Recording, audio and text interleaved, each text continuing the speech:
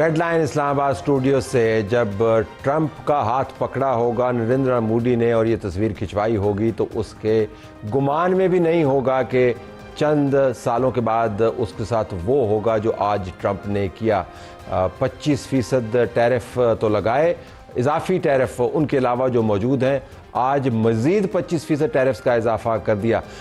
जो माहिर मईशत हैं उनका मानना ये है कि हिंदुस्तान की जो अमेरिका के साथ ट्रेड है जिसमें से 86 बिलियन की ट्रेड का हिस्सा हिंदुस्तान के खाते में है, उसका नुकसान 60 बिलियन तक हो सकता है।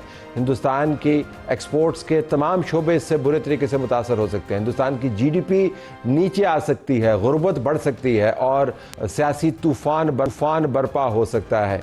ट्रंप ने जिस वजह से आज 25% का इजाफा किया वो भी बड़ी दिलचस्प है। ये कोई ट्रेड वॉर नहीं है। अगर आप देखें जो उन्होंने एग्जेक्टिव ऑर्डर जारी किया, उस एग्जेक्टिव ऑर्डर में लिखा हुआ है कि रशिया की तरफ से अमेरिका को जो बदतरीन सिक्योरिटी के ख़तरात हैं उसके पेश नज़र मैं ये सैंक्शंस लगा रहा हूँ। अब हिंदुस्तान अमेरिका की नज़र में रशिया के साथ मिलकर अमेरिका की सिक्योरिटी का बदतरीन ख़तरा बन गया है। इस पर हम तफसील से बात करेंगे। वाशिंगटन का मूड क्या है, जहाँ पर हिंदुस्तान ने बहुत लॉबिंग करने की कोशिश की।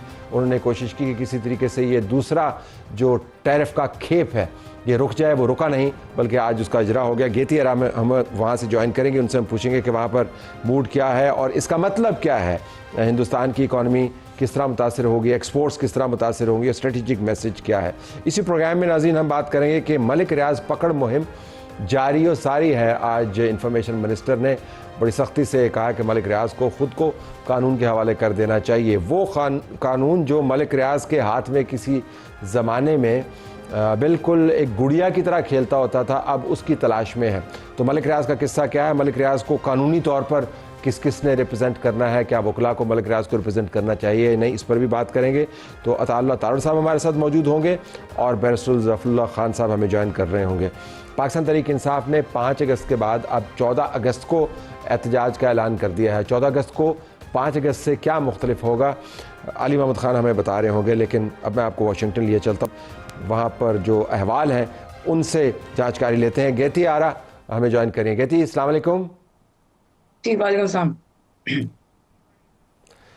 जहाँ पर आप खड़ी हैं वहाँ से आपको अमेरिका और हिंदुस्तान के ताल्लुकात कैसे नज़र आए हैं, बल्कि मुझे ये बताइएगा वहाँ से इंडिया आपको कैसा नज़र आ रहा है। ये जो अब 25% मजीद टैरिफ्स का दुर्रा मारा है ट्रंप ने मोदी को। बिल्कुल तो सब अभी 25% अनाउंस हुए थे एडिशनल टैक्सेस, और आज सुबह सुबह एग्जेक्टिव ऑर्डर के जरिए बाकायदा, पहले तो ये चल रहा था कि ये ट्वीट्स आ रही हैं और ये हो रहा है वो हो रहा है, अब बाकायदा एक जारी कर दिया गया है सदारती फरमान अमेरिका की जानिब से। अजीब एक आप समझें कि हिजानी कैफियत है। मेरी एक दो लोगों से बात हुई है और आप ये समझें कि मुझे तो ऐसा लगा कि अभी उनको यकीन ही नहीं आ रहा कि उनके साथ ये हो क्यों रहा है। क्योंकि अगर आप इसको बहुत क्रूड तरीके से देखें तो India is facing a series, an endless series of an avalanche of unfortunate events, एक के बाद एक के बाद एक। तो जहां कहां वो विश्व गुरु के चक्करों में थे और कहां जो है वो डोनाल्ड फ्रेंड थे उनके, अब वो एक मुसीबत पड़ी हुई है।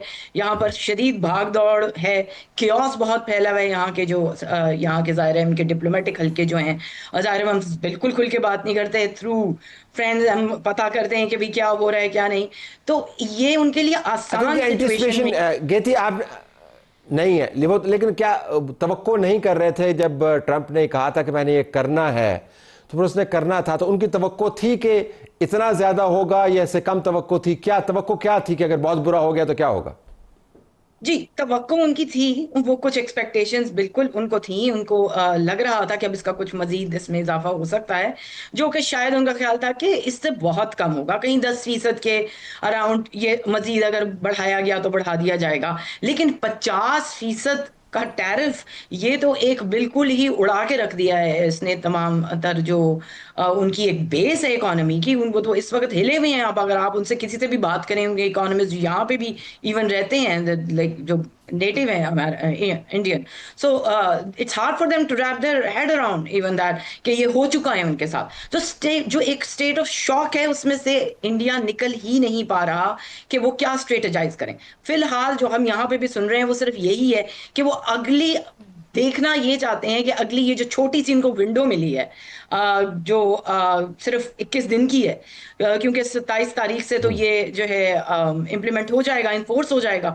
और उसके बाद जो है 17 सितंबर तक एक एग्जाम्पशन है कि अगर रास्ते में कोई गुड्स हैं तो पहुंच रही हैं अमेरिका, तो वो एग्जेम्प्टेड है।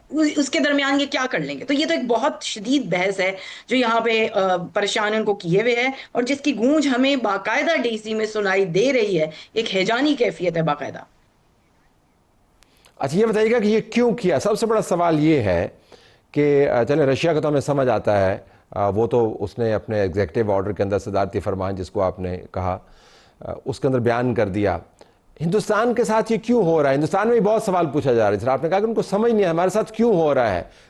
वॉशिंगटन में क्या शुनीद है कि क्यों कर रहा है ट्रम्प उनके साथ? देखिए साहब, थोड़ी सी बात तो ये है कि एक लेमैन के जो एक तरीका है, और जाहिर है थोड़े थिंक टैंक्स वगैरह भी जो कि काफी दफा पेरोल पर भी होते हैं बहुत सारी कंट्रीज के, वो तो इस शौक का इजहार करें, लेकिन उनको कुछ ना कुछ अंदाजा जरूर है कि हुआ क्या है। अब अगर हम थोड़ा सा आगे इस चीज को देखें तो रिसेंटली यानी वॉर जो रशिया के साथ शुरू हुई है, यूक्रेन रशिया वॉर जो हो रही है जिसमें जाहिर है यूएस बाकायदा इन्वॉल्व है, उससे पहले इंडिया सिर्फ 0.2% से भी कम जो है क्रूड ऑयल जो है इंपोर्ट करता था रशिया से, और यही हिस्सा उसका उसको रिफाइन करके जब वो मार्केट्स में ला रहा था तो वो भी था बहुत ही लिमिटेड, बहुत ही कंटेन्ड। लेकिन इसके बाद जब ये मसाइल हुए तो रशिया ने भी ज़ाहिर पुश किया, क्योंकि रशिया उनका इंडिया का एक पुराना बहुत उनका एलाय है कि आप तो हमसे खरीदें। और इंडिया को ट्रम्प एडमिनिस्ट्रेशन नहीं बल्कि बाइडेन एडमिनिस्ट्रेशन में भी ये जो है मोदी को कहा गया था कि आप इससे हटें, लेकिन वो नहीं हटे थे। लेकिन उसके बाद अमेरिका ने उस पर कुछ एक्ट नहीं किया था, जिसके बाद India thought that they have landed themselves in a position them safely। लेकिन ऐसा हुआ नहीं, क्योंकि डोनाल्ड ट्रंप के बिल्कुल ही डिफरेंट किस्म के इस पे आइडियाज हैं। अब हो क्या रहा है कि अब जब ये खेप बड़ी है जो रिफाइन होके जा रहा है ऑयल, वो डायरेक्टली उन मार्केट्स को हिट कर रहा है जहां यूएस खुद जो है बेचता है, वो उसकी अपनी मार्केट है। यानी इनका सबसे बड़ा, अगर आप देखें इंडिया का जो इस वक्त इंपोर्टर है जो रशियन क्रूड ऑयल को जो रिफाइन करके बेचते हैं इस प्रोडक्ट को, वो नेदरलैंड्स है। और अगर आप देखें कि अमेरिका जो है वो किसको यूरोप में जहां पे लैंड करता है अपना सारी की सारी शिपमेंट, तो दैट्स नेदरलैंड्स। अब नेदरलैंड्स का भी एक और परत ये है कि नेदरलैंड्स खाली तो इतना सा मुल्क है, वो कितनी कितनी उसकी एनर्जी की वो होगी, क्या कंजम्पशन हो सकते, नहीं। वो उसके पोर्ट्स हैं जो कि डायरेक्टली आगे से कंप्लीटली लिंक्ड है सारे का सारा यूरोपीय ठीक। यूनियन, और यूरोपीय यूनियन की बहुत सारे मुल्क जो हैं वही तेल इस्तेमाल कर रहे हैं। तो ये एक बड़ा फैला हुआ जाल है, और डोनाल्ड ट्रंप जो फैला है हुआ मामला है वो और ये जानते इस उसके ऊपर जी, उसके ऊपर जो आपने एक्शन की बात की ना, बहुत अरसे से मामला चल रहा था। यूक्रेन की वॉर के बाद ये तेज़ हुआ। हिंदुस्तान का ख्याल था कि बीच में से निकल जाएगा, और ट्रंप ने बहरहाल उसकी गर्दन पकड़ी हुई है। 21 दिन बाकी हैं, इसके बाद ये लागू हो जाएगा। जिस तरह मैंने आपको प्रोग्राम के शुरू में बताया कि हिंदुस्तान की जो एक्सपोर्ट्स हैं वो 86.2 बिलियन के करीब हैं। उनमें 60 बिलियन का नुकसान हो सकता है और इकानमी इनकी बैठ सकती है। मामलात कम से कम वाशिंगटन से हिंदुस्तान के लिए अच्छे नज़र नहीं आ रहे।